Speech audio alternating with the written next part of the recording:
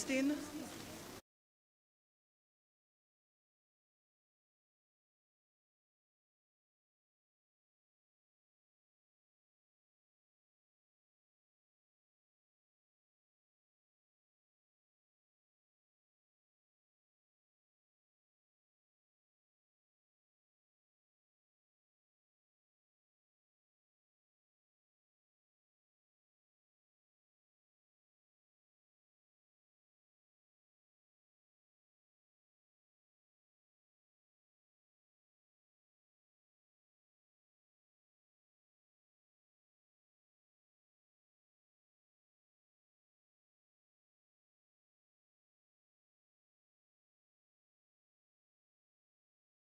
And to all of you today, welcome MonaLaw students, teachers, and guests to our sixth MonaLaw Public Law debate on the Republican president. The moot today is be it resolved, the Caribbean Republican president should be a nonpartisan symbol of unity. I want to especially welcome Senator Shireen Golding Campbell to the Faculty of Law. She's a member of the Joint Select Committee reviewing the Republican bill, which has been laid in the Parliament. Senator Golding Campbell received her JD from Georgetown University. She's been a senator since 2020. Constitutional law students, several here today, went to 2 sit-ins of the Joint Select Committee this year.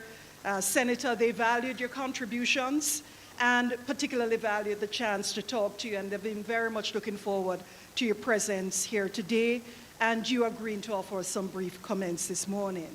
I also want to especially welcome King's Counsel Hugh Small. He was a member of, and I don't know whether it was or is, the Constitution Review Committee, co-led by Minister Malahoo Fort. He's been an attorney by my count, King's Counsel, for over 60 years.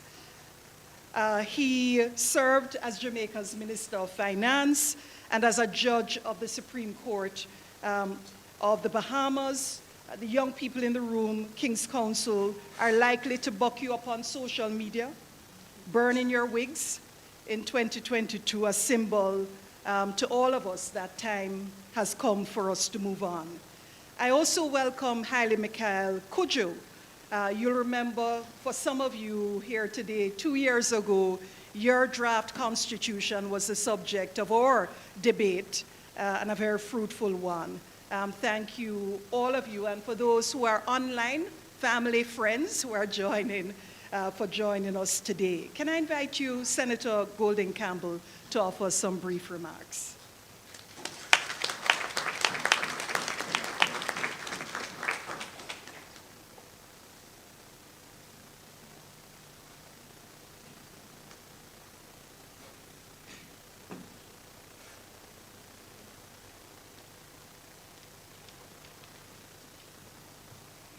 Thank you very much, Professor Robinson. Good morning to all our distinguished guests. Good morning to our judges. Good morning to the students of the Faculty of Law and any other teachers and professors, lecturers who might be present this morning. Thank you so much for inviting me. I absolutely love these occasions. I love interacting with young people and with young attorneys to be. So I'm very grateful for the invitation.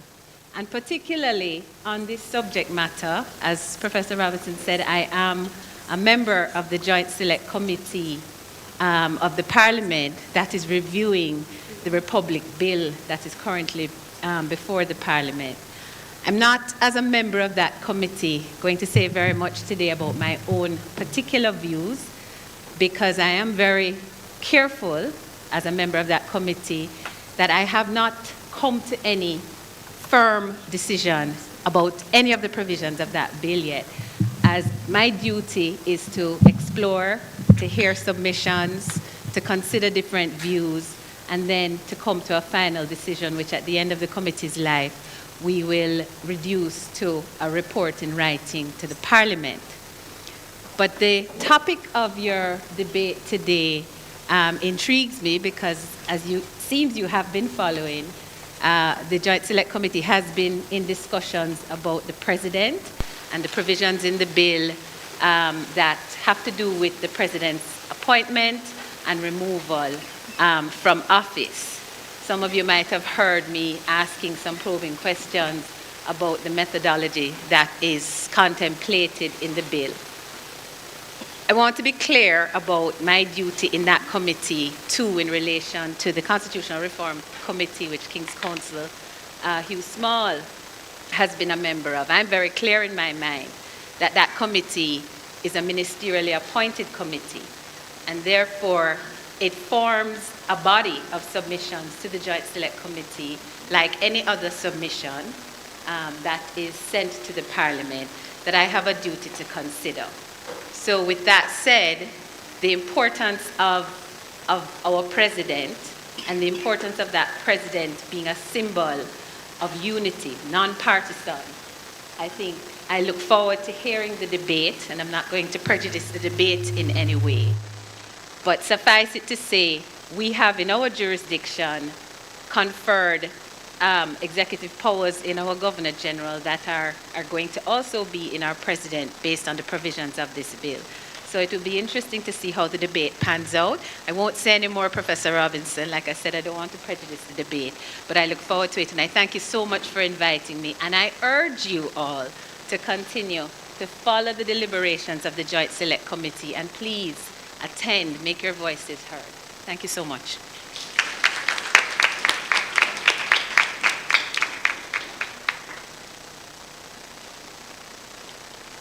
Thank you very much, Senator. In introducing the debate, I want to say a few words about the moment we are in, not only in Jamaica, but the entire Caribbean, in advancing the project of republicanism and strengthening the existing republics. It's both a process of decolonization and arguably aimed at strengthening our democracies. Of the 18 states and territories in the Anglo-Caribbean, exogenous imperial statutory instruments are the primary legal foundation for 15 of the 18 extant constitutions, and the British King is the head of state in 14 of the 18 states and territories. The Woodin Commission was established in the wake of the Black Power Revolution in Trinidad and Tobago and the anxieties that our independence constitutional arrangements too easily facilitated authoritarianism and an excess of power in the Prime Minister. And that commission in 1974 reported that there was both strong support for a republic and recommended that the office of the new Republican president should facilitate a diffusion in the power of the Prime Minister and enable a substantial reduction in the area of the patronage at the disposal of the Prime Minister. Interestingly, it rejected an executive presidency, as have most constitutional commissions and committees, calling for a less politicized president who would serve as a symbol of national unity. When I think of the Caribbean Republic, I come back always to Simeon McIntosh, the professor of constitutional theory, who described republicanism as a form of government which takes justice and liberty as its forming principles and is therefore predicated on the idea of equal citizenship. Republicanism, he says, is committed to the development of a democratic and a pluralist society established on principles of justice, liberty, and equality. He adds that the most plausible conception of republicanism consists in the conviction that political power is properly the preserve of the people and not a monarch. The people are defined as citizens, not as subjects. Democratization, decolonization, meaningful citizenship are his Republican watchwords. In 2024, 3 Caribbean states produced reports on constitutional reform. Jamaica's is explicitly focused on the road to becoming a republic and some other matters. Barbados and Trinidad and Tobago are already republics, but their reports considered whether they should change the existing arrangements. The National Advisory Committee on Constitutional Reform in Trinidad and Tobago calls for a presidential elections commission to vet and approve nominations of presidential candidates. And it gives the president unprecedented power including power to advise and warn the government and to oversee broad policy issues of constitutional importance. The Barbados' Constitutional Reform Commission, on the other hand, said it was not convinced about a presidential system and that it would strengthen democracy. It worried that we would lose the most critical function in its view of the president, which is serving as a symbol of national unity. Very interestingly, the deputy chair of that commission, Senator Gregory Nichols, my colleague constitutional law teacher at the Caville campus, whom I taught with at Caville, has disagreed, and I'll share some of his thoughts, which signal to us the points of disagreement. He says the precise nature and scope of the prerogative or reserved powers enjoyed by the British monarch had always been doubtful, given that these powers had been attenuated with the advent of a written constitution. The measures designed to hold over this office in the current constitution have been prescribed in a formalistic way, he says, but these provisions stand out as lacking in genuine substance. Moreover, he adds, the office of the president, as it is presently established, cannot be rationally explained or justified within the framework of a democratic parliamentary republic. The roles and functions mimic those created, Senator Nichols says, those created for the representative of the British monarch, who has since ceased to be our head of state. And so there's disagreement on whether we should have a presidential or a parliamentary republic. But even if you take the narrow question of a parliamentary republic, there are intense disagreements about the shape of that republic. Those differences form the basis of our debate today, be it resolved that the Caribbean Republic president should be a nonpartisan symbol of national unity. This morning, the Prime Minister, Ashley Sibley, and the Leader of the Opposition, Noel Nichols, will consider the functions of the head of state and their accountability. They'll be our first speakers today. Then we'll hear from Deputy Prime Minister David Wiltshire and Deputy Leader of the Opposition, Noella Brown. They will discuss the method of appointing or electing the president. Then, speaking in the third round, will be the government MP, Amra Miller, and the opposition MP, Adiel Campbell, who will discuss the security of tenure of the president. And then we'll hear from the opposition whip, Ronaldina Collins, and the government whip, who is Matthew White. The government and the opposition are supported by substantial backbenches. I'll quickly mention some of them. There's obviously a perversity that the opposition backbench is heartier than the government's. Nevertheless, Jermaine Spence on the government side, Vindy Marin, Andrew Coleman, April Tyndale, Amanda Dawson, Maxine Parks, Renee Campbell, Brianna Thomas, and Nastasia Edwards. On the opposition side, Serena Williams, Jade Thomas, Denise Gray, Amanda Taylor, Mishka Williams, Zenobi Hines, Amoya Mothersill, Sherry-Ann Crooks, and Anita Bailey, with additional support from Anthony Simmons, William Hunter, Shaheen Williams, Tanisha Smith, Okesha Christie, and Sidonie Gray. Almost all the participants today are students in their second semester in law in the first year of the LLB program. We have one student who is the whip for the opposition, who is in the Faculty of Social Sciences pursuing a major in law. There are younger students debating today coming straight from high schools around the Caribbean, and there are more mature students who are public servants, project managers, journalists, education officers, bankers, and police officers. Those who are up here today include Bahamians, Belizeans, Jamaicans, and include a Trinidad Tobagonian who grew up in Jamaica and a Jamaican with Bajan citizenship. There are some debate purists in the room who will quickly notice this is not a pure form of a debate. Both sides have submitted written briefs to the judges. 20% of their overall assessment will go to determining whether their submissions are credible, clear, and consistent with their role as government or opposition. Unlike traditional debates, you'll notice their positions are different, but in some cases not that far apart. 80% of their assessment will be devoted to their oral presentations today. The standard here is the same we use in the assessment of constitutional law, is whether these arguments are surreal, sound, relevant, expressed and presented coherently, compellingly, clearly and concisely, analytically strong, and demonstrating a knowledge of the whole course, linking the material learned throughout the course.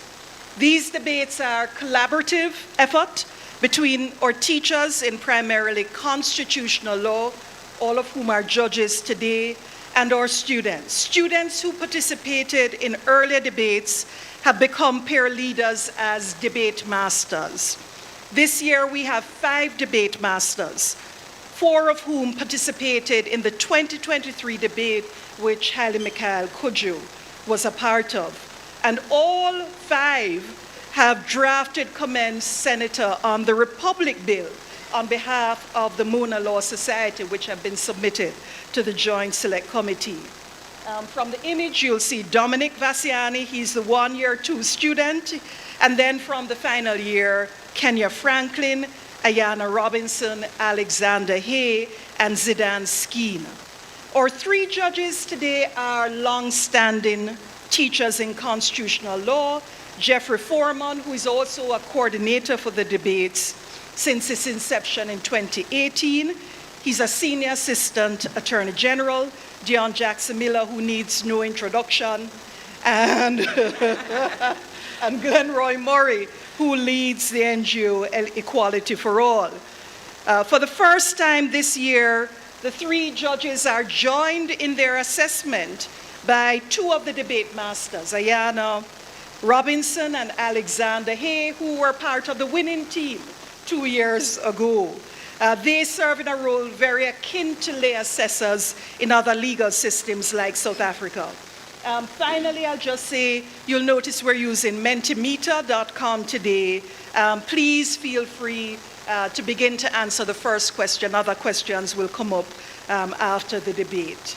Thank you very much for joining us, and I'll hand you over to Jeffrey Foreman, or one of our judges today.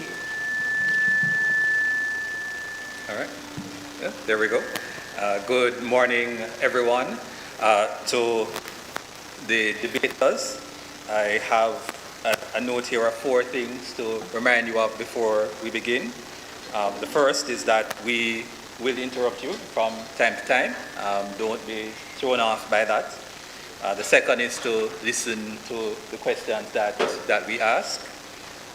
The third is that you should be respectful to your colleagues on the other side of the debate. And the fourth and final thing is to ensure you have some fun. Right. With that said, Madam Prime Minister, the floor is yours. And you can give her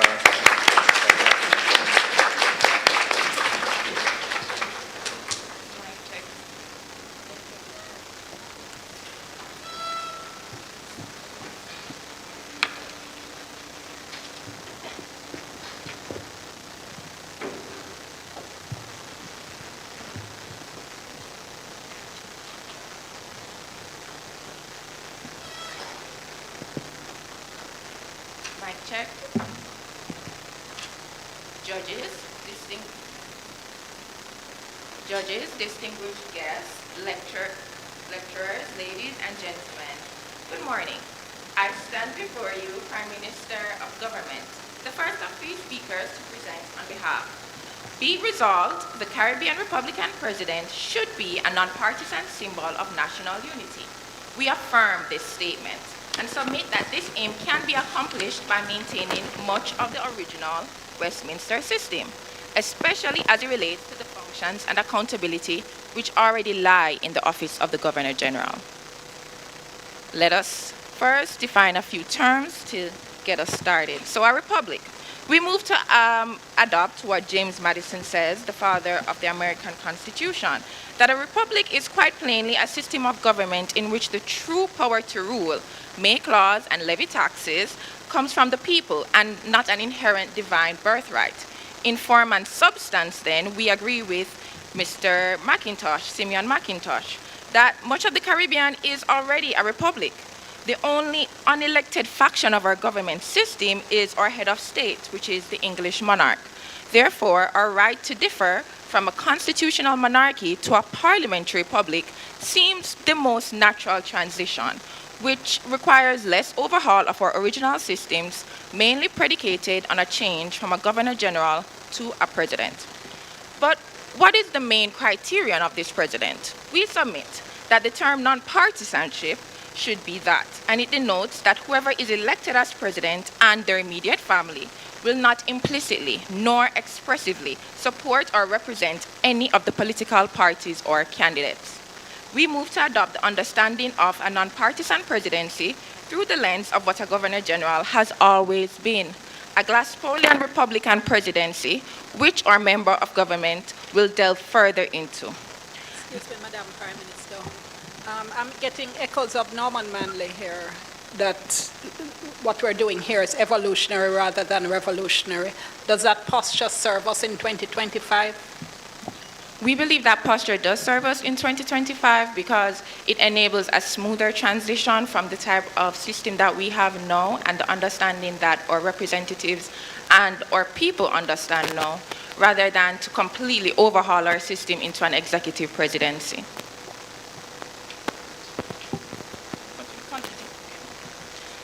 This presidency is much in line with the submission of the Constitution Reform Commission of Barbados.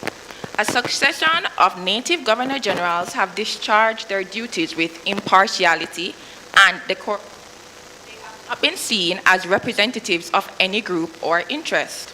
They have not been, but of all people, my apologies.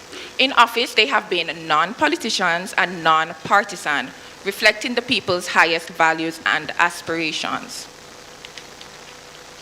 We adopt the understanding of our constitutional history proffered by Dr. Lord Barnett in his work, The Constitutional Law of Jamaica, published in 1977. Lord Windsor, as instructed by the Royal Commission, introduced tremendous constitutional significance, where he was empowered to govern in accordance with all such reasonable law, customs, and institutions. This was shortly after 1655, when our island was first captured. So long as they were not repugnant to the law of England, such laws remained in force for 2 years.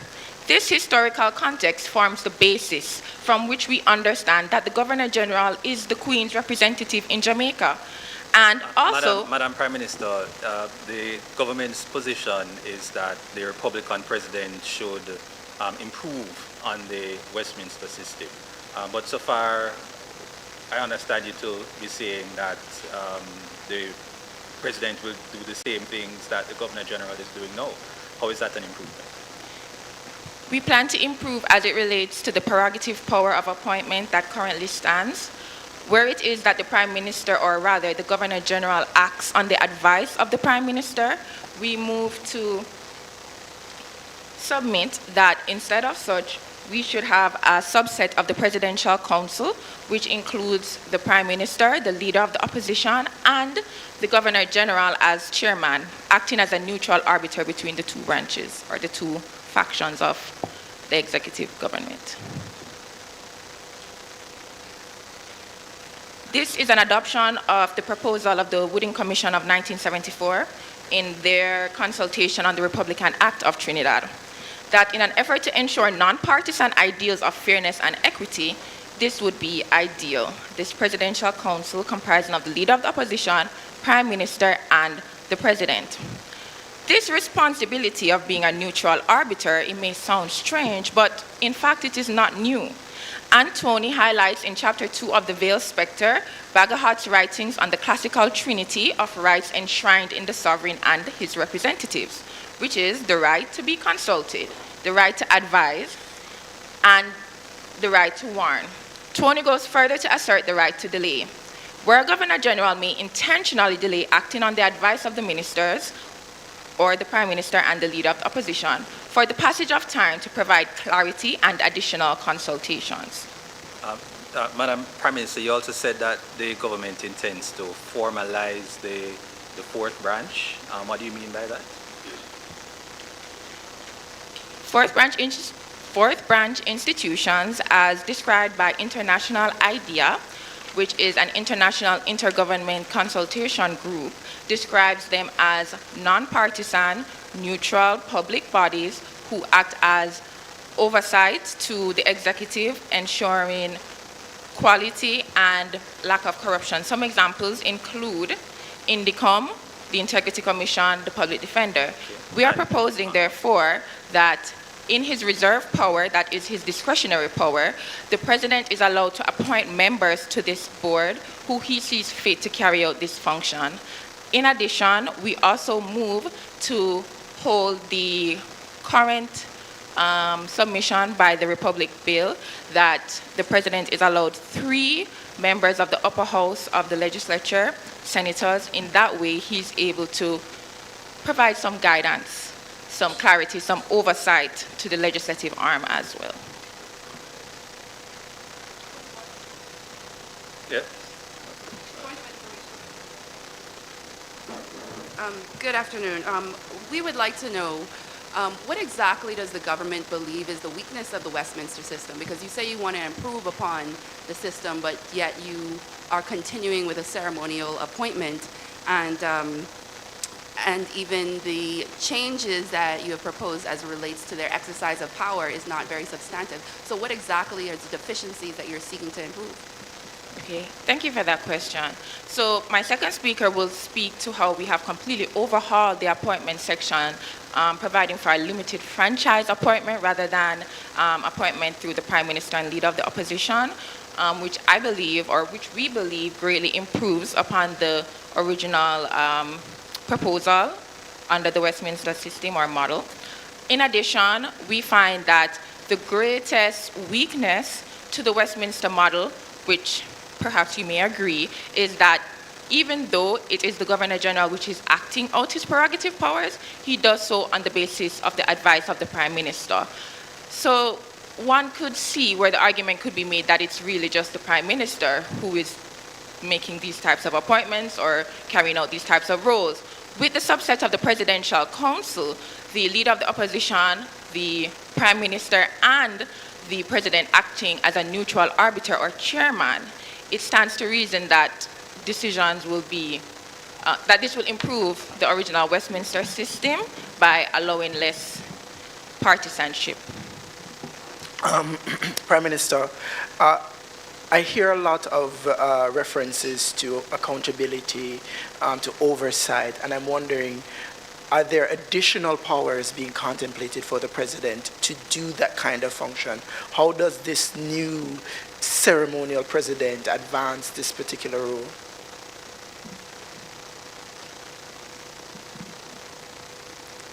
Is it possible to get a clarifying question? Sure. So a lot of what you talked about is being a neutral arbiter and holding to account the other arms of government. So I'm trying to understand what powers would you give to this new president to allow them to be able to do that? Well, that is a fair question. What I understand is what type of sanctions could the president possibly employ. Honestly, it is an understanding that under the original Westminster system, there's not really much that the president could do. However, we propose, or we are submitting, that the reserve power which the Governor General now holds to dissolve Parliament, granted, it's not really frequently used, but it is a power that he is able to use under his discretionary ability. And in that way, he can always say to the Prime Minister, well, I can dissolve Parliament, I can remove you as the head of the government. Although, in response, the Prime Minister has the power to move a motion of no confidence. So I believe it's a fair balance. Granted, there's not much Okay. power that's given Thank to the you. president. Thank you, Madam Prime Minister. And you can.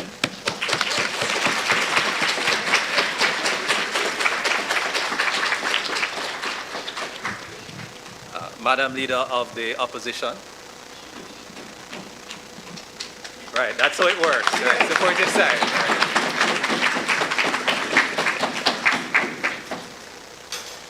Thank you, honorable judges, the leader of the opposition, guests all. I'd like to thank my friend, my learned friends for the presentation, but I must say from the onset that their reliance on the Jamaican model, and particularly the reinforcement of Norman Manley's approach, is quite concerning to us, given the problematic nature of Jamaica's constitutional history. Jamaica was the first independent constitution for the English-speaking Caribbean, so one might be inclined to excuse its shortcomings on that reason. But how can we call decisions made at that time mistakes, given the recounting of history by Norman Manley? His 1962 defense of the Westminster system as British genius whitewashes a history of chattel slavery and colonial violence. Notwithstanding Professor Bassiani, who has provided context to Norman Manley's posture at the time, we today have the benefit of history, hindsight, and courage. And the truth is, we pay no deference to those who engineered 400 years of economic plunder, cultural erasure, and abject lawlessness by any modern standard. That is not the mark of genius. That's the mark of corrupt and craven governance. So we reject the failure of original and novel constitutional building.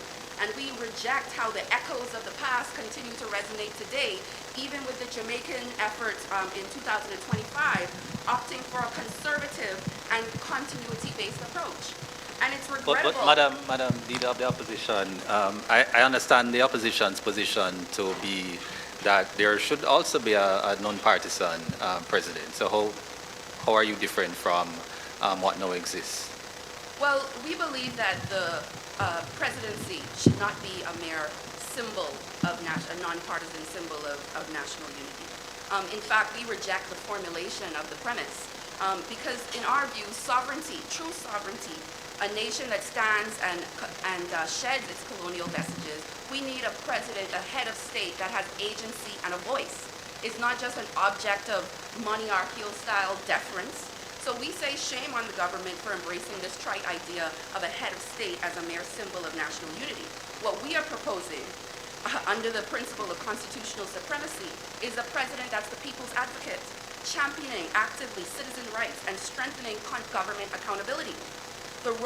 This role is one of active service, not symbolism, ensuring constitutional principles are a living reality. So let's take their proposal to formalize the fourth branch. Madam Leader of the Opposition, quick question. How would such a president not fall into the trap of being partisan? Or are you now suggesting that the president should be partisan? No, we're not suggesting that the president should be partisan, but we view this concept of the concept of partisanship really derives from the unwieldy influence of partisan politics, the powers, the outsized powers that the Prime Minister has and the weak opposition that we have. What we are proposing actually is to empower what we call the true fourth branch, which is citizen power. The Constitution itself is a symbol of nonpartisanship and national unity. That's what the Constitution itself represents. So if the president, not his mere function to enforce institutional tweaks to institutional fourth branches, but to really focus on being a guardian of democracy through citizen engagement, that then will create a mechanism for the empowerment and the enfranchisement and engagement of citizens as a check on Madam power. Opposition Leader, might you not be falling into the same trap of over-centralizing power now, instead of in the office of the Prime Minister, but in the office of the President? Thank you for that question. We don't think it's an over-centralization of power because at the end of the day, we still are supporting a model of government where the head of state is just the head of state and the Prime Minister is the head of the executive. So the idea that the Prime Minister should really focus on promoting and the Constitution as a living instrument and make it a lived reality for the people, that is not a partisan objective, and that actually doesn't interfere with the day-to-day operation of the government.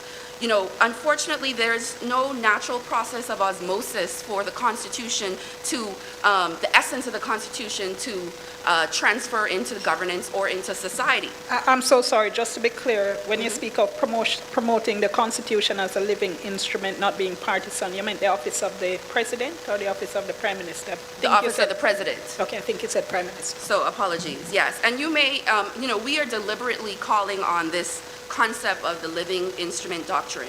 We know it today as a doctrine of judicial interpretation. But for us, we see that there is another dimension or application for this principle as a doctrine of popular engagement. So rather than, you know, the courts have established that there's a relationship between the Constitution and evolving societal standards in certain contexts. Go ahead.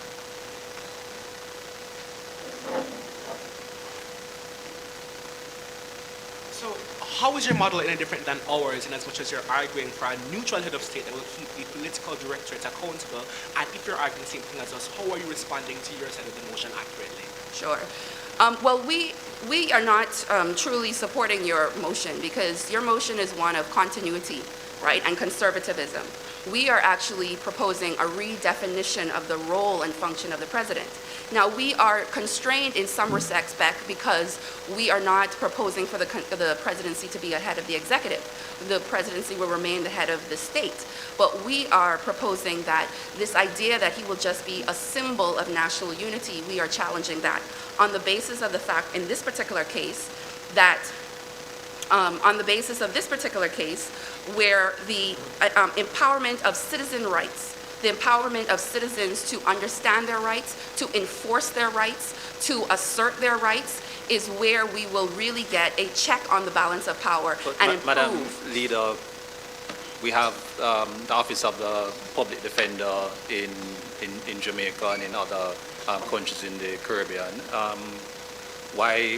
How is any of that different from the role that they will play, or they don't now play? Well, the truth is for us, the head of state in a democracy, in a republican, in a constitutional republic, we believe the head of the state is the representation of the power of the people. And so we think that role is better placed within the presidency to really, at the top of the government, represent these constitutional norms and values. And sorry to cut you again, but quick question, Madam Leader of the Opposition. I wonder how you safeguard, to kind of go back to my fellow judge's question, against demagoguery when you prop up an executive president that essentially is ostensibly the voice of the people. How do you protect that person from then just deciding what the living constitution means? And that's a lot of power, it's sounding like. Yes. Well, we propose a very strong system of accountability. And unfortunately, we feel the government was very lacking in their articulation of a system of accountability. And for us, we address this through the system of accountability, recognizing that no one is above the law, as the Gary case reminds us. So for us, we believe a strong accountability starts with being accountable to the people. And my colleagues will describe that we are proposing a popularly elected president. We are also proposing to strengthen the inter-branch separation of powers, limiting the role of the president in appointing the prime minister and limiting the role of the prime minister in the appointment of the president. And by this mutual constraint, this will reinforce that both offices derive legitimacy not from each other, but directly or indirectly from the people. Excuse me, I'm enjoying the rhetoric, but I'm not clear on the functions. Sure. Other than safeguarding the Constitution, I don't think we're getting a clear picture of the functions of this office as you're proposing. Sure. Okay, so in addition to the core element that we would have described around being the guardian of democracy is one aspect that will carry forth into various roles and responsibilities for the presidency. So in particular, as it relates to the role of Parliament, for example. We will be expanding the President's power of assenting to legislation and giving the President the power for a reference power similar to the Attorney General with many safeguards in order to challenge actions of the legislature on the basis of constitutional questions. In addition to that, to balance that power, we will be giving the Parliament the rights to censure motions of the President, as well as strong provisions for the removal of the President. In the function of the presidency overall, what we want to achieve is to ensure that as the head of state that is representative of a constitutional republic, a democracy, that we have somebody in the government as the head of state responsible for bringing about constitutionalism, true constitutionalism, which is lacking right now and a part of the weakness of our current systems. So finally, I would like to conclude by just acknowledging that, our main difference is that where the government has been tweaking and taking a conservative approach, we want to propose an approach that's more aggressive, that really pursues decolonial objectives rooted foundationally in the values and norms of the Constitution. All right, thank you very much, Madam Leader of the Opposition.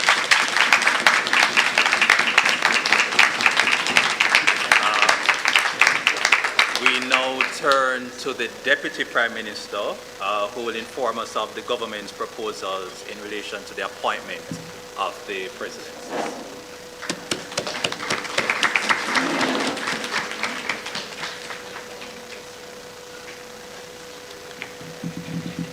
Good morning, all. Special regards to the judges, our special guests, Professor Robinson, and the Honorable Opposition. As Deputy Prime Minister, I stand before you to present the government's position on the appointment of the President. Of note, the government and I firstly reject the idea that symbolism does not serve the nation. Symbolism has always served our nation well, and there is value in our role which serves as a national representative. There is use in an office which champions Jamaica unity. In other words, a lighthouse figure in our adversarial political system. Our vision imagines a political process that will include all levels of Jamaican democracy, provide for a rebalancing of political power between the parish councils and Gordon House, and create a political system that can be a true representative of the Jamaican state and provide for a representative appointment process. The appointment process shall continue as follows. The appointment process shall begin 12 months before the end of the current presidential term. Applications for the office of the presidency will be requested through the Jamaica Gazette 1 year before the end of the term of the current president, and possible candidates are to register with the Electoral Commission of Jamaica to check their eligibility as laid out earlier. All potential candidates are presented to a Joint Select Committee of Parliament, and the Joint Select Committee shall meet, vet, and produce a slate of not more than 4 and no more than 2 candidates, which are then approved by a special meeting of both houses of Parliament. The candidates will then be granted a 3-month period in which they may campaign throughout the island. In order to progress past this stage, candidates must receive within the allotted period a successful... Excuse me, Mr. Deputy Prime Minister. Are you speaking about both houses sitting together or separately? Both houses sitting together. Can you tell us why? It was imagined as a system where the members of Parliament would vote together as the full representative of the Jamaican people, and it would also allow for the independent senators to vote within the process, allowing for the fourth branch represented by those senators in Parliament to have a say in the slate of electors, the slate of candidates which will then go before the parish councils. Does that not give the government an outsized role, oversized, too much power, in other words? It was felt that, yes, this point of the process may give the government a great deal of power within the process, but that will then be rebalanced later on through later electoral measures, such as the Electoral College of JPs and the requirement that they get approval from 2/3 of the parish councils, requiring that whichever candidate proceeds throughout the stage will be required to be approved by a broad enough swathe of the Jamaican political thought. Sure.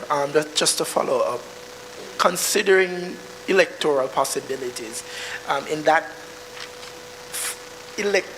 framing, isn't it therefore possible that there's a situation where the government, the ruling party, both controls the government in the House as well as the varying parish councils, so giving them even more outsized power. That was considered as a possibility, but it was felt that that was a necessary risk to be held, because if you end up in a situation where one political party holds both a majority in Parliament and 10 or so parish councils, then that ideology must be representative of a large swathe of the 10 parish councils is a very hard bar for a party to cross.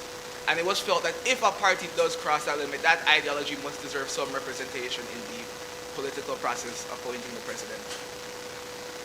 Okay, continue. In order to progress past this stage, candidates must receive within the allotted period a successful nomination from 2/3 of the parish councils. A nomination shall be considered successful after the candidate receives an outright majority of the votes from a full seating of the relevant council. The vote shall be held under secret ballot, and it shall be considered a vote of conscience. For the purposes of this act, a vote of conscience shall be defined as a vote within Parliament or a parish council, where political parties are not allowed to punish or reprimand members for being perceived. Deputy Prime Minister, sounds like a very novel approach. Has the government taken inspiration from any other jurisdictions where this is concerned, or any writings from any theoretical political scientists or lawyers or anybody of that sort? We took a combination of inspiration from the German political process and how they appoint their president, the Trinidadian political process, and later on, further down the speech, I provide the ideological reasons as to why we chose this route. You need to speed Okay. up, so probably get to let's hear the ideological. Okay. From this, we took writing from Stephen Levitsky's work, How Democracy Dies. Okay. In that, he argued that because we realize that people may feel that this process is not particularly democratic, because there is no point within the process in which a candidate faces a full universal ballot before the full people of Jamaica. And this reason was chosen because while the process is not entirely democratic, this is by design, because political scientists have often and long observed that pure democracies are not stable democracies. Stephen Levitsky wrote in How Democracy Dies that smoke-filled backrooms served as a screening mechanism, helping to keep out the kind of demagogues and extremists who derail democracy elsewhere in the world. Specifically in regard to America, American party gatekeeping was so effective that outsiders simply couldn't win, and as a result, most didn't even try. Point of information. All right, you're saying the government is proposing a I'm sorry.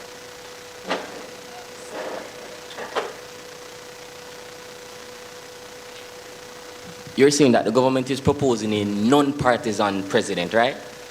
So wouldn't campaigning lead to political affiliation, or wouldn't that introduce a level of partisanship also? You're asking, or you're suggesting... One.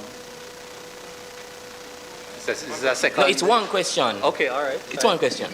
You're also suggesting that you should have a joint select committee of the Prime Minister and the leader of the opposition, right? That's also introducing politics into something that you said you wanted to be non-partisan. All right, thank you, member.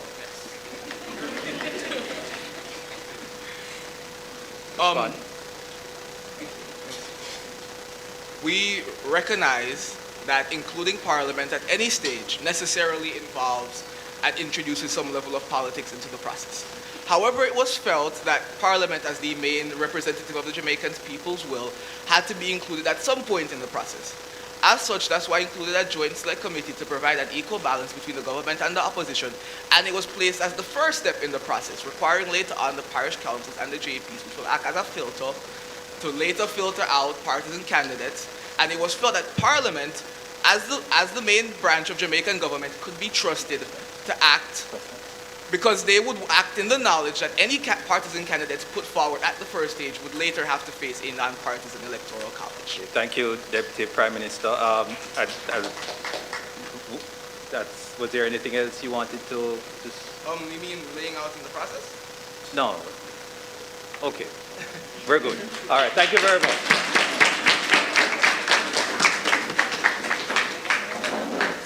We now turn to the Deputy Leader of the Opposition, who will inform us of the opposition's thinking on the appointment of the president.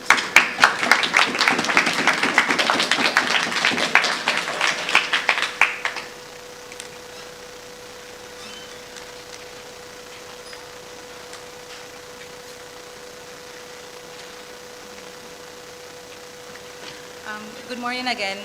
The opposition believes that the president should not be a mere symbol of national unity, but an integral defender of Caribbean democracy and a champion of constitutionalism. The president shall serve to foster a deeper relationship between the populace and its government. This deeper relationship shall be exemplified by the processes through which the proposed president will be appointed.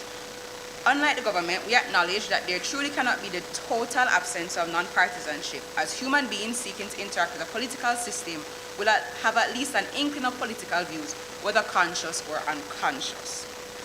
In a quaint and unimportant anachronism, The Office of Governor General and Constitutional Controversies in the Commonwealth Caribbean by Kate Quinn highlights the vulnerability of partisanship of the current supposedly unpolitical office of the Commonwealth Caribbean Governor General. As we are discussing the Caribbean and not solely Jamaica in this debate, we'll highlight the office within the Caribbean. This vulnerability may lie in the appointed candidate's closeness to the ruling party, which often leads the opposition to be uncooperative with the Governor General. A laundry list of examples of such instances can be seen across the Caribbean, mostly centered around the OECS.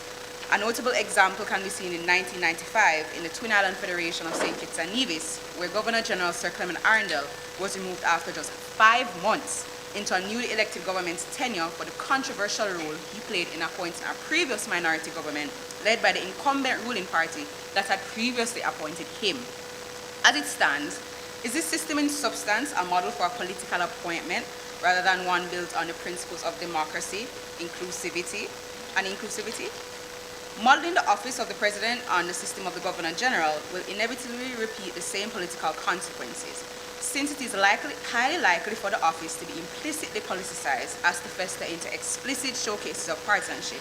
It serves to acknowledge this fact and implement appropriate requirements/restrictions which can actively mitigate the challenges rather than hide them in the obscurity of utopianism. Excuse me, what you're doing though, you've cited one example, one problematic example throughout decades of practice in the region. Are you not taking then an extreme approach to addressing what by your own admission seems to be an outlier rather than the norm? Well, we believe that we need to put in provisions that will mitigate against the extreme, because you have to often plan for the worst. So we're not only saying about what is common, you also have to plan for the rare. And with the issue of partisanship, let us be real, our Caribbean islands and territories are often close-knit with our comparatively small populations, where often majority of the population are either acquainted or related, or you went to the same high school, sat in the same university class. This was highlighted, although it's a judicial case, it was highlighted in Mystic against the Queen, where the Premier of Turks and Caicos was subject to a corruption trial and a Jamaican judge was brought in to do the case.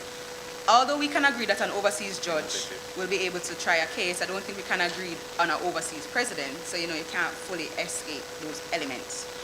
We understand where the government comes from with the goal of non-partisanship in the proposal of justices of the peace and custodes appointing the president. However, we see a dangerous flaw in the potential of presidential candidates having to curry favor with a small, relatively elite group of leaders of communities to gain office.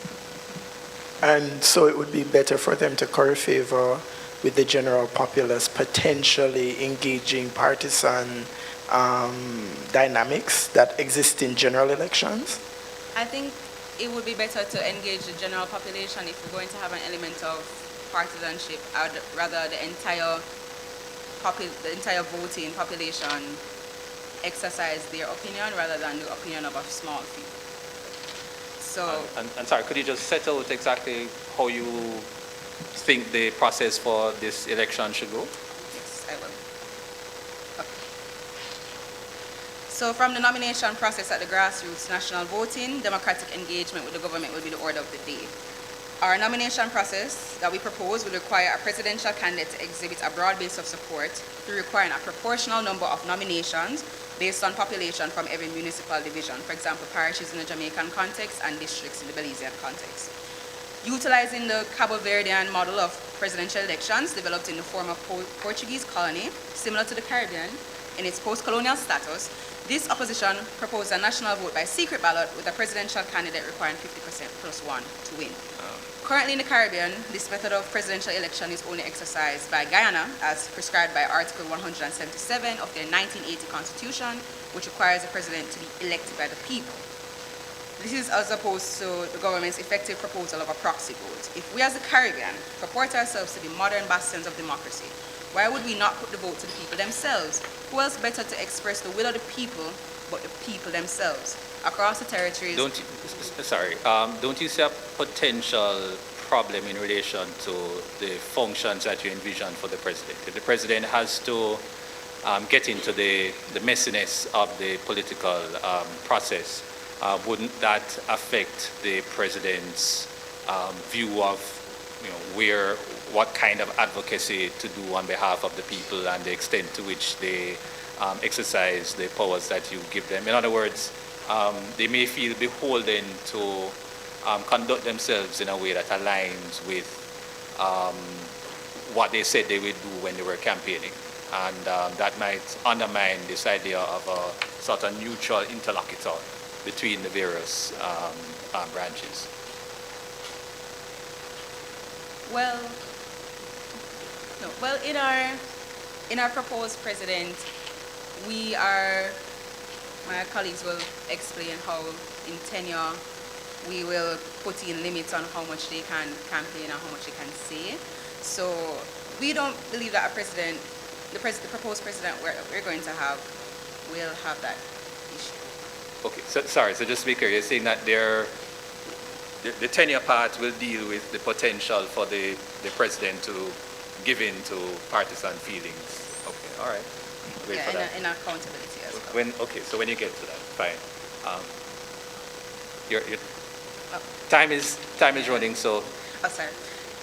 If no candidate meets the previous threshold of 50% plus one, we have provisions in place for the possibility of a runoff between the two candidates that previously gained the most votes. This will in effect require the president to have a broad consensus of support from the electorate. And we also want to limit political involvement of presidents. So we propose a cooling off period. So 2 years before an election, a presidential candidate would have to distance themselves from political parties. This will help to limit overt partisanship of presidential candidates and the conflict that it could bring without, substantially restricting people's freedom of association. So, yes, we believe this is the best exercise for modern, progressive, post-colonial Caribbean fit for the future. Okay, take this one and we'll allow the point of information. Where there is a direct vote by the populace and it is your goal for it to be non-partisanship, wouldn't the aspect of a direct vote by the populace essentially put us in an executive presidency where they're directly being voted by, if more than one candidate, each candidate would have to basically pander to the populace to see, oh, vote for me, vote for me. How does that, so how is it not an executive presidency like what we see in the United States? Well, with our executive... You answer and then... Well, we believe the functions of an executive president is what makes it executive, not the appointment process itself. So we have, we're not proposing a president that's, day-to-day like the American president, that's day-to-day involvement in the running of government. So we don't believe that will lead into having an executive president. All right. Thank you very much, Madam Deputy Leader. The debate now shifts to consider security of tenure of the president, and we now invite the MP on the government side to present the government's position.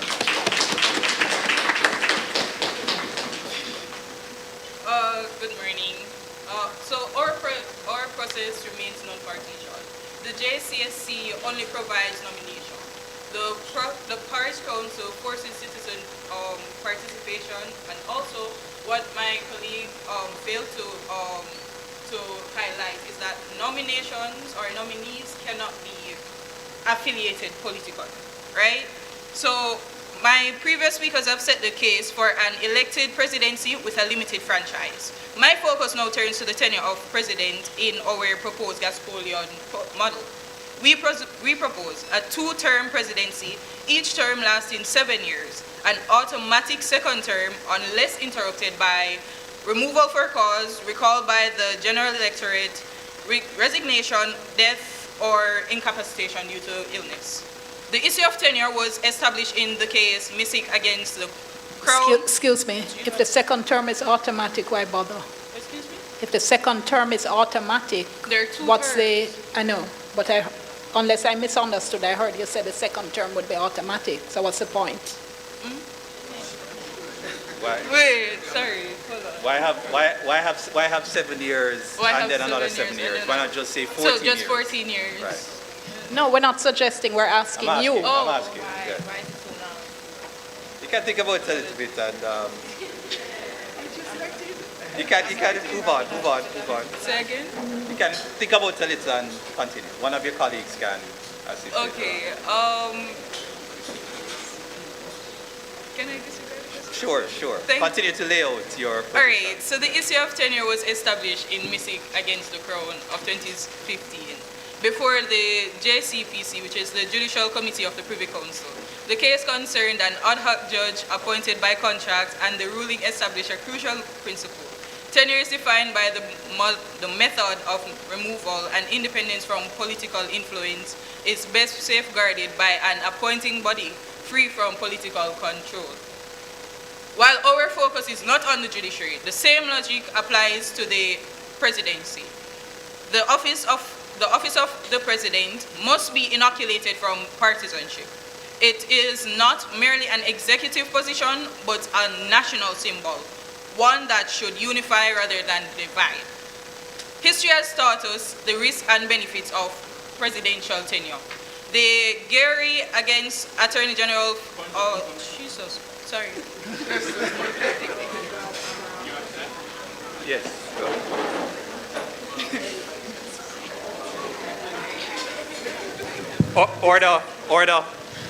Order in the House.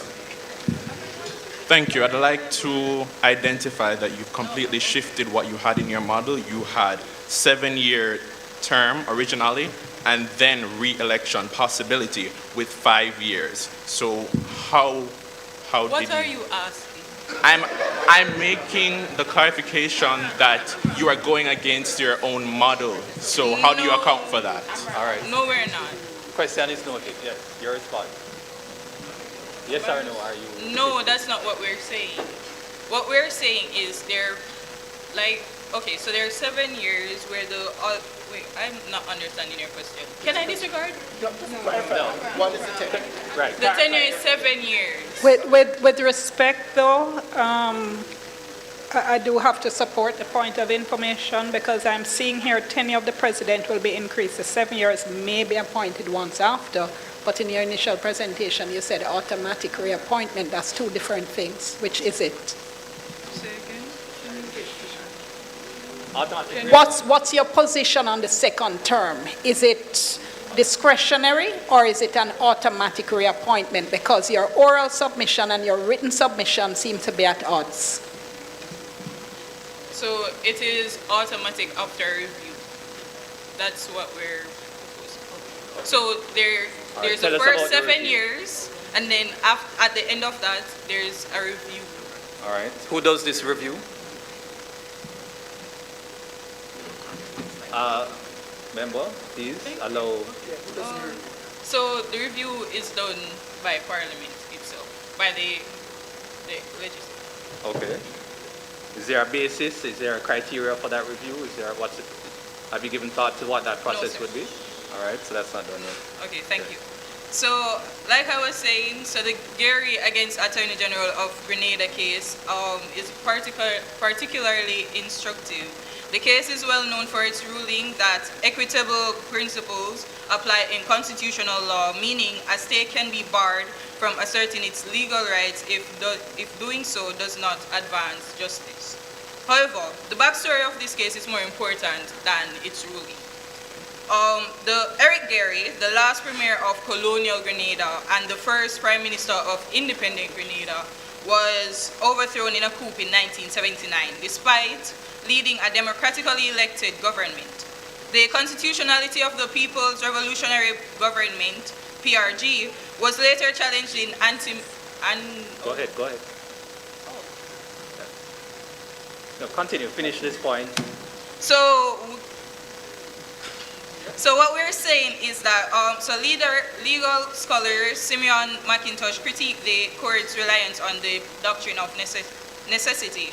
He examined the role of the Governor General, Sir Paul Schoon, who led for 14 years, which spanned the final years of the Gary administration, the rise and fall of the PRG, and the US-led invasion and the restoration of constitutional government. McIntosh argues that despite regime changes, the role of the Governor General remained largely unchanged, except during the restoration period when his office played a crucial stabilizing role. His long tenure helped rebuild institutions and restore political trust in Grenada. Okay. So that's your last point? Thank you. All right. Thank you very much. All right. We now call on the opposition MP to let us know the opposition's thinking on security of tenure for their elected president.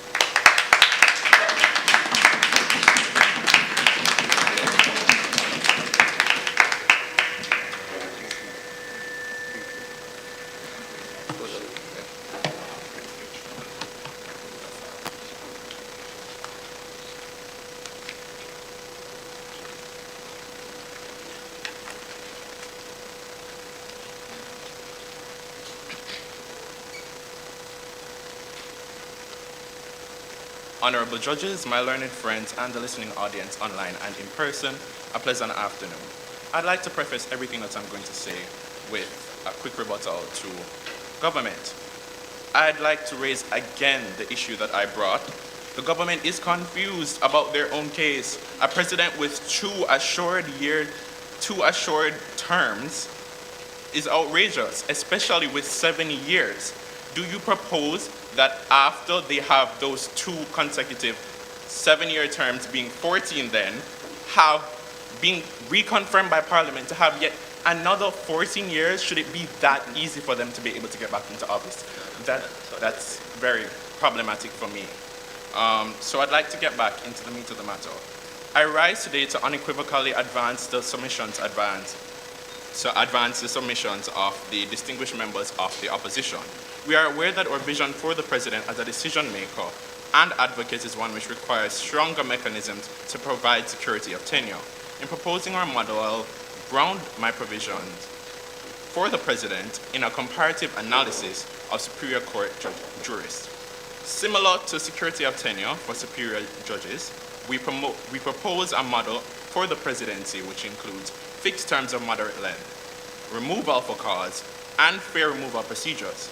We stridently advance that the president serves a 4-year term with the opportunity to be similarly re-elected to a limit of 1 additional term. This 4-year term is similar to that which persists in the Barbados Constitution per the Constitutional Amendment Number 2, Act 2021. Member, in some of these proposals, the thinking is to have a president of this type serve for a longer period than the political cycle, or at minimum to serve for a different period than the political cycle. If elections that determine who becomes the prime minister, which party takes over parliament, happens on a 4 to 5 year basis, isn't there a risk of inserting partisanship in the process of electing your president? Okay, thank you for that question. So, in preparation for this debate, we identified those possibilities. We have identified that in the Barbados Constitutional Reform Commission, they speak to the fact that 8 years is being the typical... I'm so sorry, Bimbo. Could you directly answer the judge's question, though? Oh, okay. So, in terms of partisanship, we don't consider what you mentioned in terms of the possible insertion of partisanship to be an issue in our case. Can you confirm the question for me? Why? If everybody is campaigning, the MPs are campaigning for office, the prime minister candidate for each party is campaigning at the same time that the president on your model is campaigning. So our proposal was to have a 2-year buffer between the elections of the president and the prime minister. So therefore, they would not be caught up in the realm of political battlefield, and they shouldn't descend into that kind of arena. Continue. Okay. So continuing. Sorry, just to quickly follow up. You talked about removal procedures being a possibility, and I hope you'll get into that. But if for whatever reason a president is removed, isn't there a risk that that buffer period will no longer exist and there potentially could be a concurrent election of the president and the parliament? I'm just wondering if that has also been contemplated and how you deal with that situation.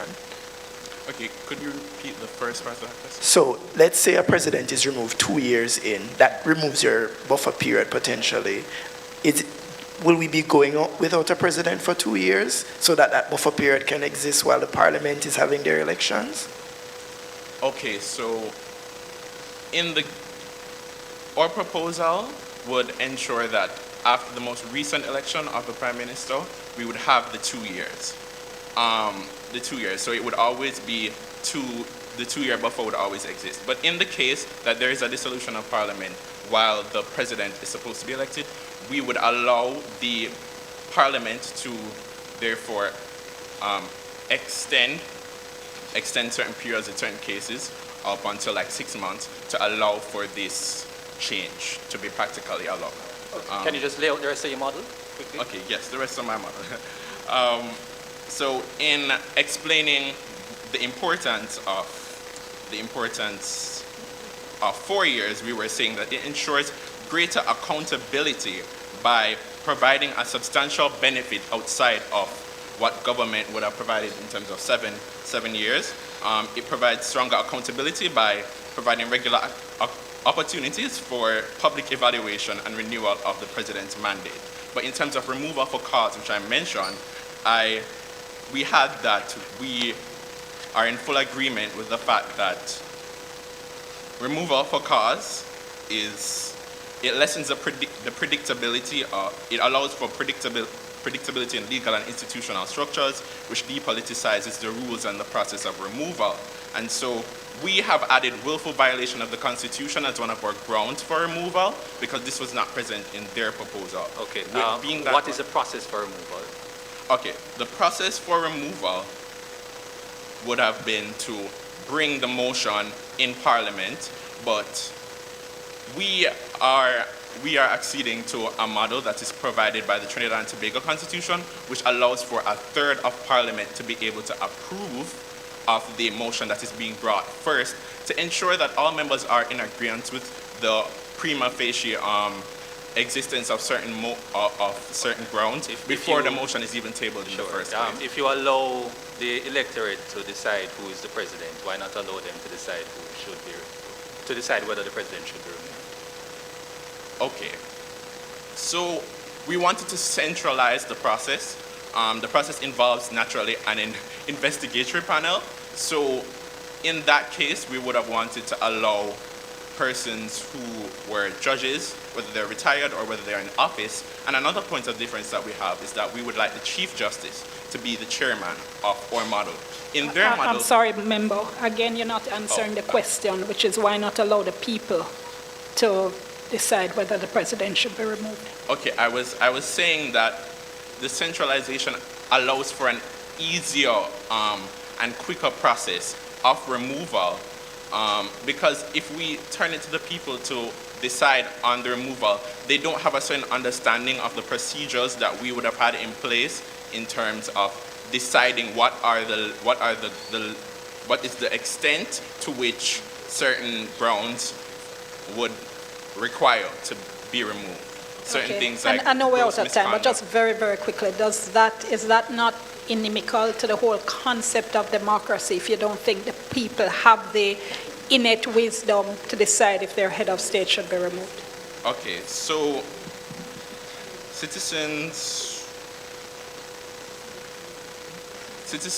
are allowed to hold the government accountable in different ways. For example, through impact litigation. But in terms of removal, what we really want is a process which allows for, a streamlined and more consistent and robust removal procedure, which is somewhat on the more judicial side rather than in terms of the general consensus about how they feel the president is performing.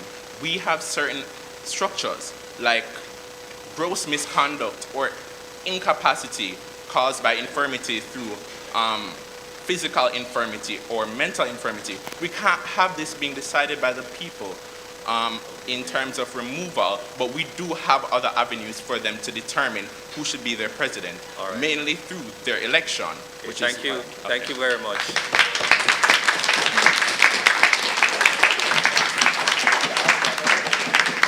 So we inch ever so closer to the end of the debate. As persons who follow the parliamentary model know, the last presenters will be the whips on either side, and we begin with the whip for the opposition. Mr. MP.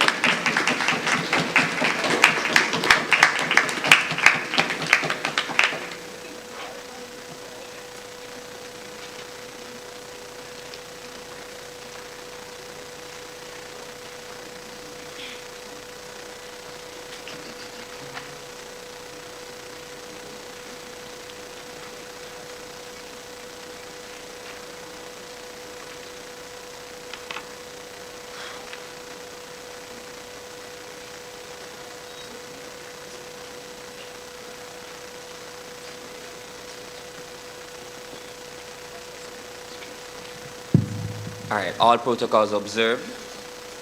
Now, honorable judges, the opposition firmly rejects the government's reliance on a flawed system, a flawed constitutional model, my correction, which perpetuates colonial legacies and fail to deliver meaningful reform.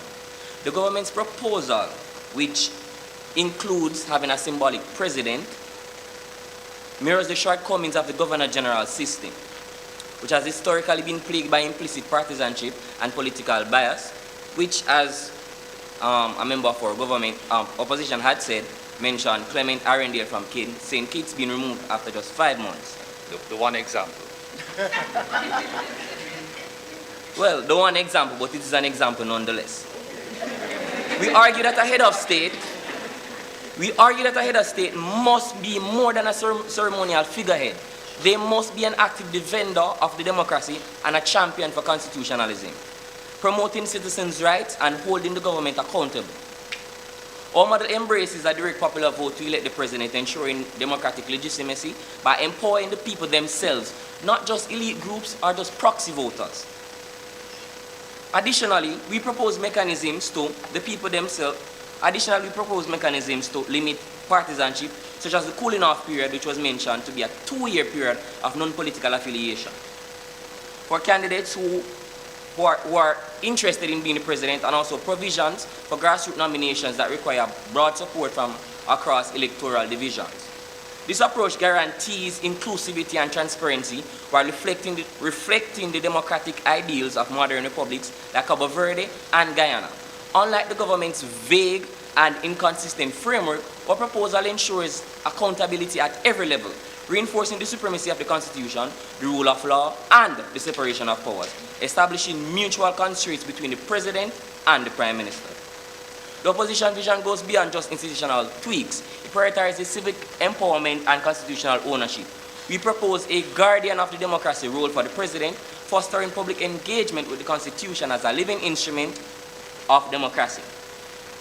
We also propose a transformative model to ensure that the head of state has agency and accountability, advocating for a 4-year term with 1 re-election being possible to foster regular public evaluation and a dynamic democracy. Our framework includes robust removal procedures such as independent and judicial panels and grounds for removal like the willful constitutional violations, omissions in the government's plan that undermine the presidential's role as a constitutional guardian.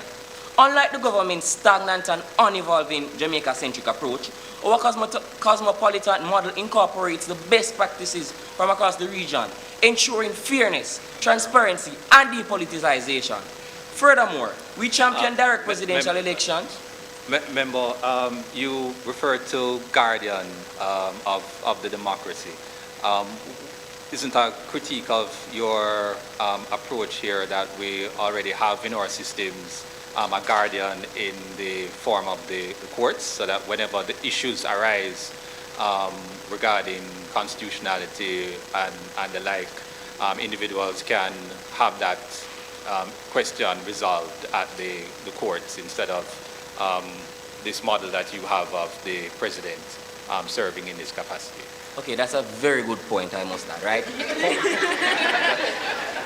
Your time is up, so you have to give me a response very quickly. Yes, however, a guardian of democracy, right, protecting the people's rights. No, we know that the courts have constitutional, they protect the Constitution, as in they enforce and, work their way around it. However, we are promoting a president that is a guardian of the democracy, right, protecting the people's rights, being a person or being a member of the people. So the president would not just be a president or a ceremonial figurehead like the government is proposing.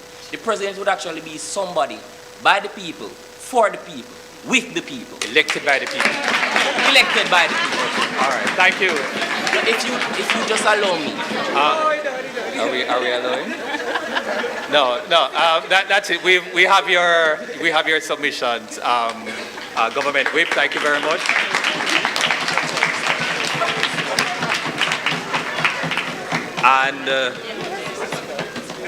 And to close the debate, we now have the MP White, the whip for the government.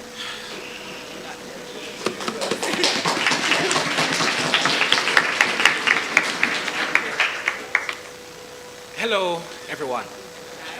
I'll do two things this afternoon, beginning first with giving a description of what either team needs to have done in order to win this debate, and secondly, then briefly summarizing both cases to see where the opposition fell short of victory and why we on balance give better responses and better substantives. First, at the top of this debate, we took the direction of Simeon McIntosh to say that...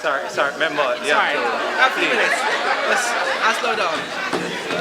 We took the direction of Simeon McIntosh and established that the ultimate goal of constitutional reform, in this case the Republican transition, is to strengthen democracy. And I'll use that as a benchmark for success in this debate. Flowing from that, in order to win, what the government has to do is explain to you why a Republican model with a non-partisanship characteristic and a national symbolism characteristic is likely to strengthen democracy, and that while other presidential models without these two characteristics are likely to fail. Similarly, the opposition had to prove to you why both those characteristics should not be prioritized in a presidential model because they're not likely to lead to a strengthened democracy, and why their alternative model without these two characteristics being prioritized will not lead to a strengthened democracy. As mentioned in our substantive, in the Caribbean, the executive and the legislature share a lot of duties, yes? That means that the political directorate cannot be a check unto itself, right? What we establish in our side of this motion is that the Governor General not only served as the head of state, but as a sort of legitimacy to the day-to-day operations of the government to ensure that their duties and what they carried out was legitimate by law. They established the fourth branch to ensure that there was a method of accountability. And what the national symbolism does for that method of accountability is say to the people, this is a body, an entity that lives beyond the political foray of the day. They're representing the strength and the life of the Jamaican democracy. What the opposition is asking to do is allow for an entity at the top of the political system that is owing to the political thought of the day, that is owing to political parties, that is owing to our modern day standards of politics.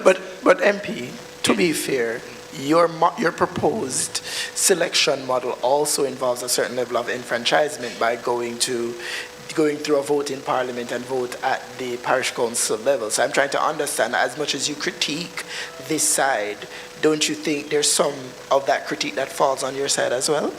Right, certainly not nearly as much. In their side, they have the entirety of Jamaica, and we understand that politics in Jamaica are separated by two parties, directly and clearly. On this side, you cannot have any political affiliation. We only go through those steps. In the Parliament, first get political representation, at the Parish Council, second, to first community engagement, and the JPs, thirdly, to get civic engagement as well. Moving on, right, what we want to establish is that our Republican president does one thing that is different. It forces the Prime Minister to listen. What the Governor General could not do, because by tradition, the Governor General has to listen to what the Prime Minister says, on recommendation, on advice of the Prime Minister.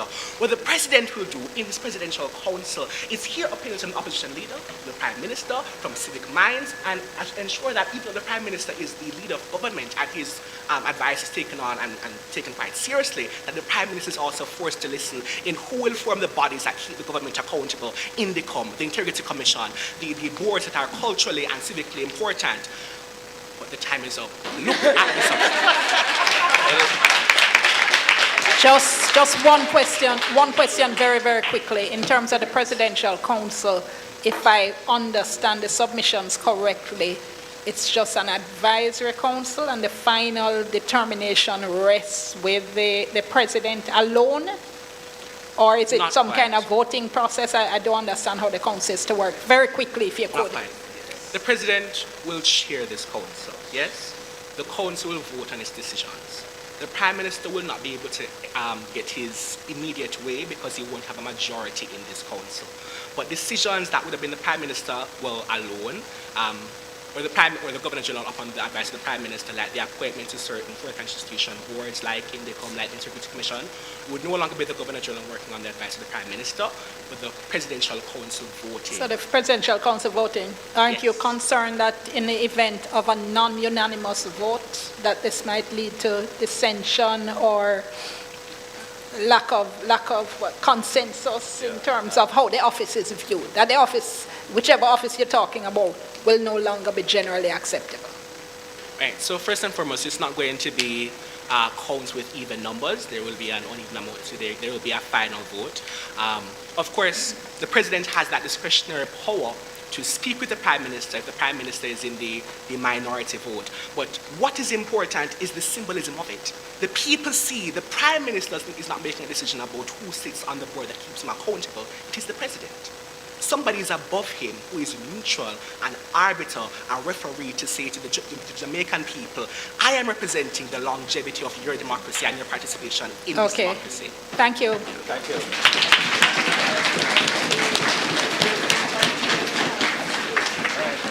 And that brings us to the end of the debate, roughly on the time that we expected. Well done to both teams. All right, so at this stage, we'll become functus after we hand down the decision. So the judges will retire with the assessors. As they say in court, we will take time to consider the matter and return to our decision. And I leave you for the moment in very capable hands of Professor Robinson. Thank you. Thank you very much, judges and assessors who are going to deliberate for a few minutes.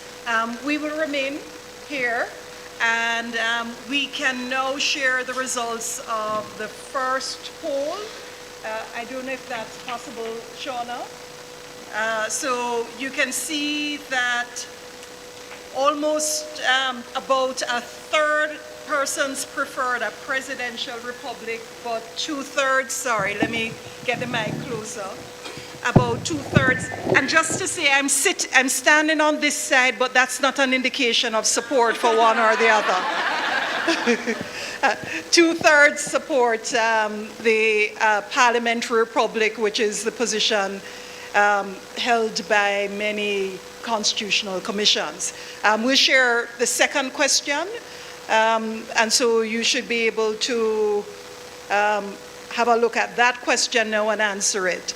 But we have a few minutes, and I wanted to give our guests an opportunity to offer comments if they have. I know, Haile Mikhail, you have some comments which you wanted to share. I'm going to pull that mic to the center and give you a chance.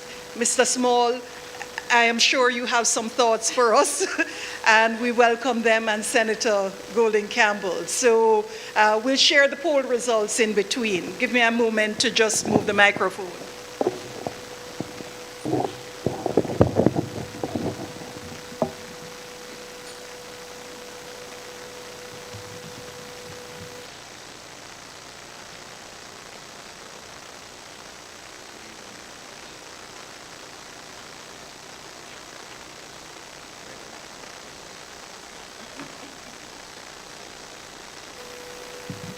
Akwaba, Xavier Yeselen. Greetings, everyone. May God give you good health. The 17th revision of this unique Jamaican document, We the People Proposed Constitution of Republic Jamaica, dated March 1, this year, 2025, may be downloaded from our We the People Republic JA Facebook page or request it from WhatsApp 1-876-225-1163 or email wethepeoplerepublicja@gmail.com. Events may be viewed on our We the People Republic JA YouTube channel. Our Eternal Father, the Chief Executive Officer of this project, who authorized me to write it, continues to provide the resources, both human and material, to ensure it is accomplished. Recently, he instructed me to go barefooted, and the people on the coat of arms are also barefooted. The 18th revision, set for release on its 4th anniversary, July 26 this year, is to have entrenched therein the Electoral Commission of Republic Jamaica. Our parliamentarians and thousands of Jamaicans at home and abroad have had copies of its original and various revisions. One citizen told me it can deliver good governance. It names our head of state the Prime Minister because it has a 10-member council of ministers that his office oversees. His election and that of his deputy is by a national vote on a fixed election date every 4 years starting February 2026. Its implementation date is October 20, 2025. It is to be signed into operation by the members of our House of Representatives, but sadly, they have been ignoring it. The following excerpt from our original song, Constitution Change, sums up the position of this unique Jamaican document in respect of the mood for this event. Constitution, change must never see, change must never ever see. Any political appointee being head of state over we. Professor Tracy Robinson, I thank you and the UWI MonaLaw School for accommodating us today, Monday, March 31, 2025, as you did for the 5th MonaLaw Public Law Debate in 2023. Kibre legs Zabir Yehun. Glory to God.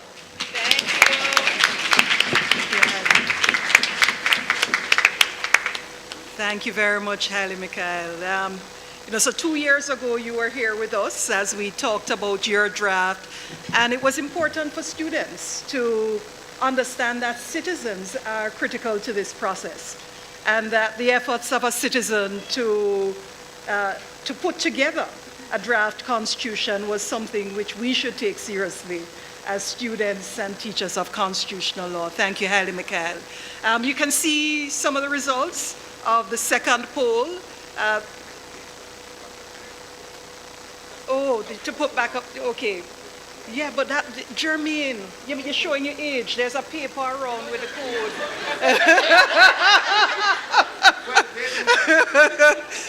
Jermaine, who wanted to be very invisible today. You can find the code on sheets of paper around. You can see 92% support some substantive functions for the president, beyond appointments, for example, to the fourth branch institutions. So there's an interest in the president having functions which are different to that of the Governor General. Thanks very much. I am going to give the floor to Senator Golden Campbell first. Yes, please. Thank you. This is really quite intriguing to me, hearing the different points of views. I'm going to offer one, and I'm going to make a disclaimer that this is my own personal view. With the recognition that we are in an election year, and I am a government-appointed senator, but this is not a view that I express on behalf of the government. It is my own personal view. The moot of this debate, and I wish it was up again, We can be put it it up. resolved that the president be that the Caribbean Republican president should be a non-partisan symbol of national unity. There have been some references to our colonial history and the features and facets of that have taken us to present-day constitutional structure. And I want to ask you to think about why it is we need a Republican president who is non-partisan and a symbol of national unity. Why is that a desire? Why is that something good? And I would offer the view that it has a lot to do with the very divisive partisan politics that we have experienced in our independent years. But I would also offer the view that it's even more than just the structure of the president and how the president or how the proposed president is going to be appointed or removed, that it has at the heart of it, or ought to have at the heart of it, a consideration of whether our structure of government as it is now is appropriate in the first place. And I offer the view that we currently have council, parish councils, municipal corporations, where the very local representation of our people and our communities sits. We also have the parliament, the members of parliament, on a constituency-wide basis. And I wonder if the parish council system were operating at its optimal, where people felt that their local community leaders really offered effective representation, where local community leaders were truly empowered to offer effective representation, if we would need a president at all. It's a wider conversation I am suggesting. And so you will understand why I was very careful to say this is my own personal view. I offer this as well. And I think one of the teams, I'm not remembering which, I think it was the opposition team who might have alluded to it, that if we have come out of a history of a very oppressive,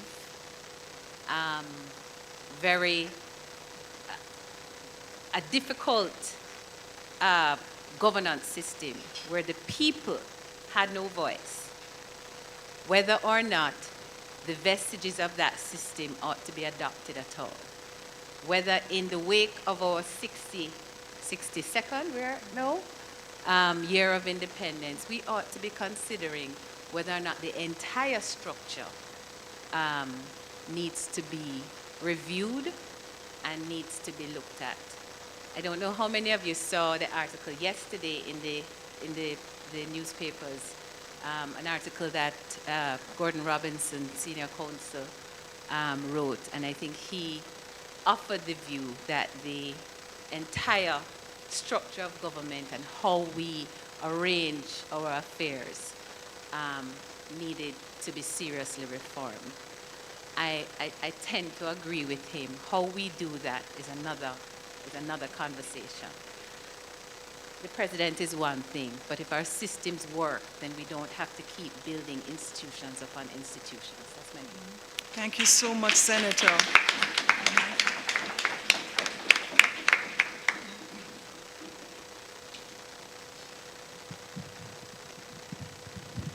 I'm happy that Shireen went before me because it creates the context for my remarks to be more relevant than they would have been had I gone before her.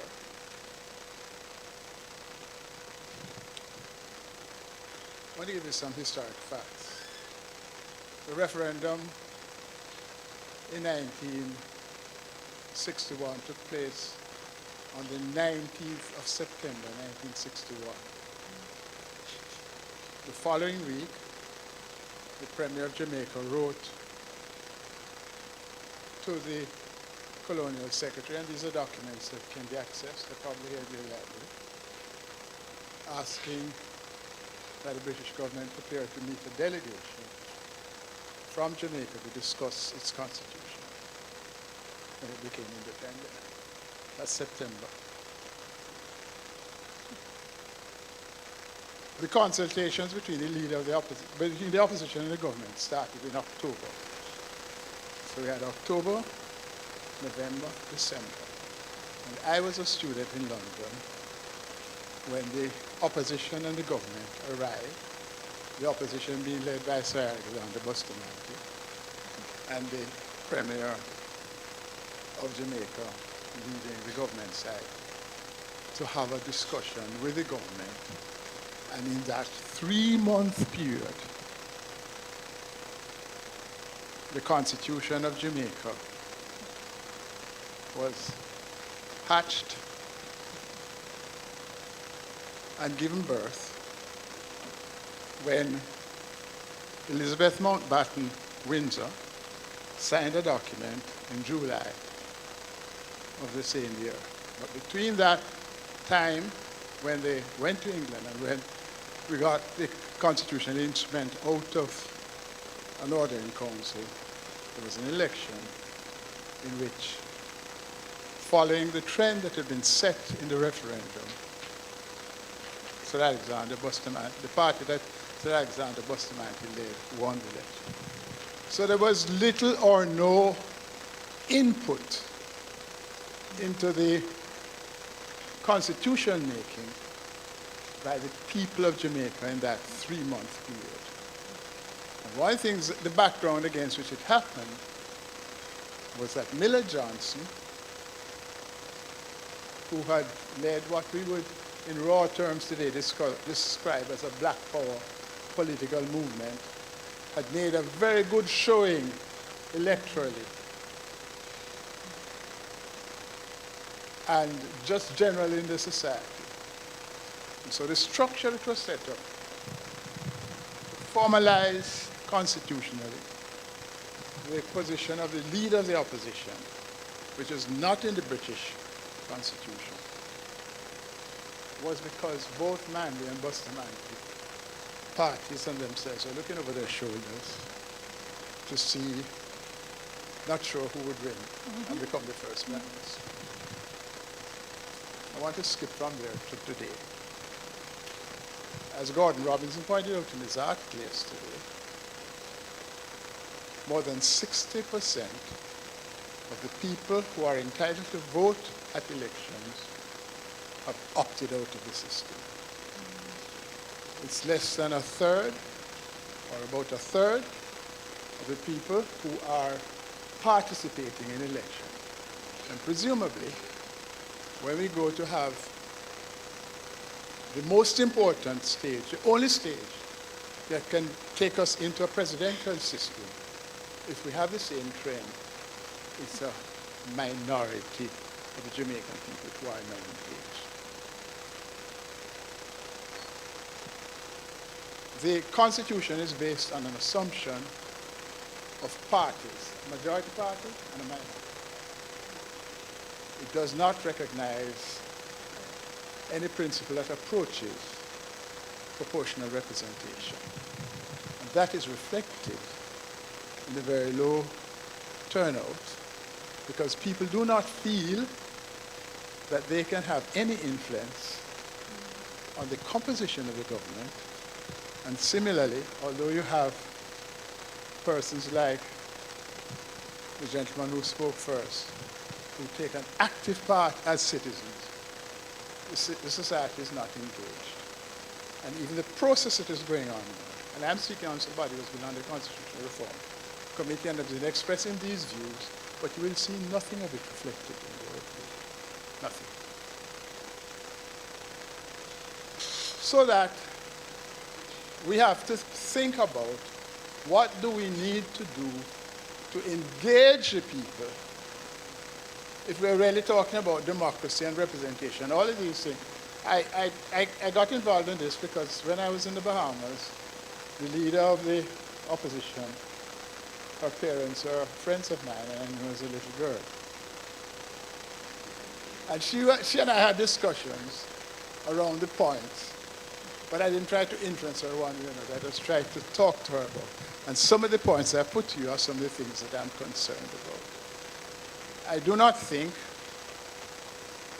that the current exercise is going to, that's taking place in Parliament, is going anywhere. And I sincerely hope that we find a way of engaging the public in a discussion that is going to give the subject of constitutional reform real life at the grassroots level in the society. When I say grassroots level, that it is discussed other than as a partisan issue. Thank you. Thank you very much, Mr. Small. As we welcome back the judges and assessors, we can just show the results of the last poll, which are stark.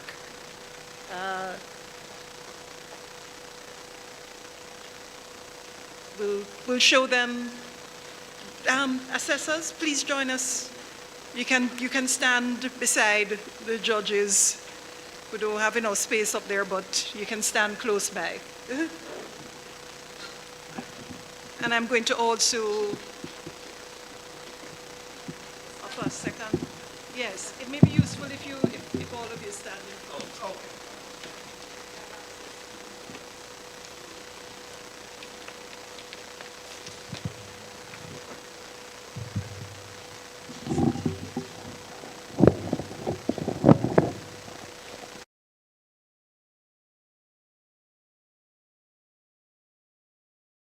Okay, everybody, first and foremost, I really do have to ask everybody to once again give a round of applause to everybody who participated.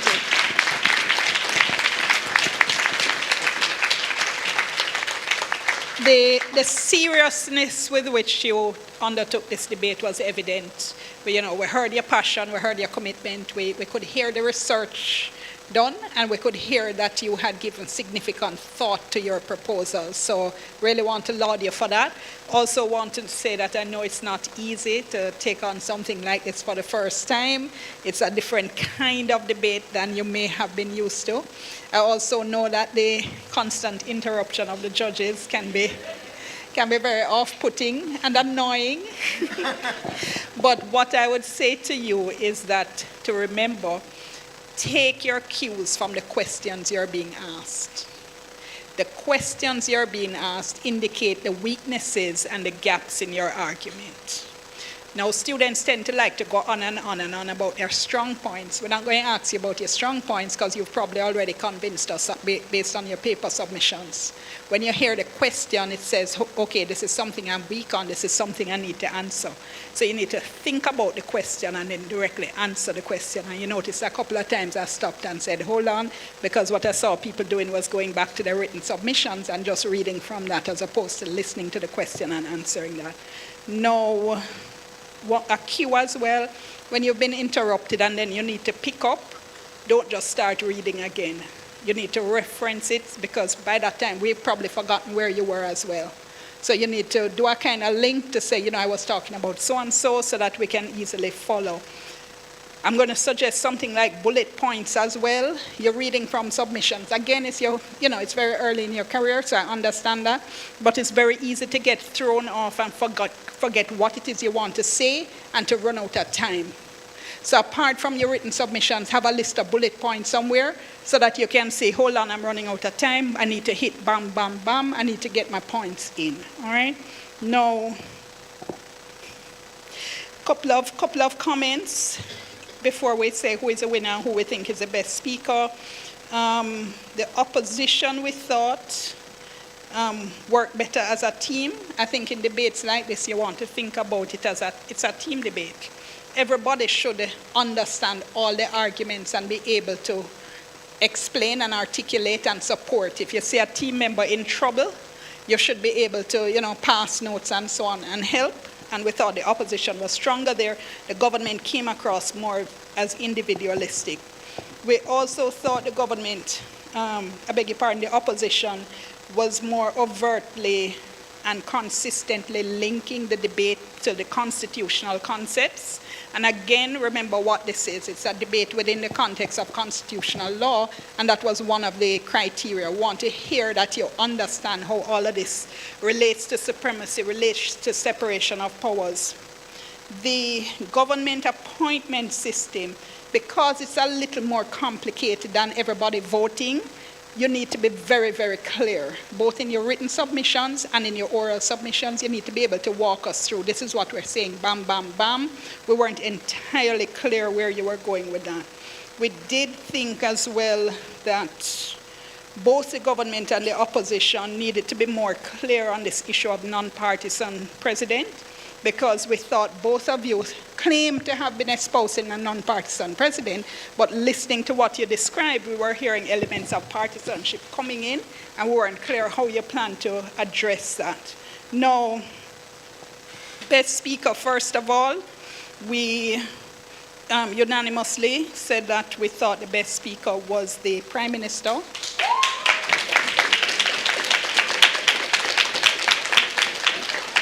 We thought you were well-researched, that your presentation was solid, and that you handled the interruptions and the questions very well. I do have to say that the leader of the opposition is an extremely good speaker. But we thought, very, very good speaker, absolutely no doubt about that. But we did think in terms of content, it was more rhetoric and history and so on than direct points of law. And remember, that's what you're here to do, make a legal argument. Overall, in terms of the winning team, we thought the winning team was the one that displayed more coherence in their arguments, that also rooted their arguments more in the Constitution, and as I mentioned, showed a better linkages to the constitutional concepts and also showed better teamwork. So we did think that the opposition as a team did better.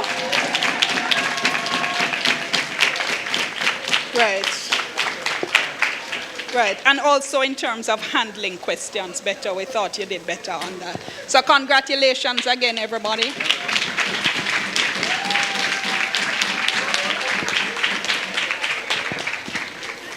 Thank you, judges. Thank you, assessors. Thank you, special guests. Thank you, debate masters. Thank you, debaters. Thank you, class. We're done.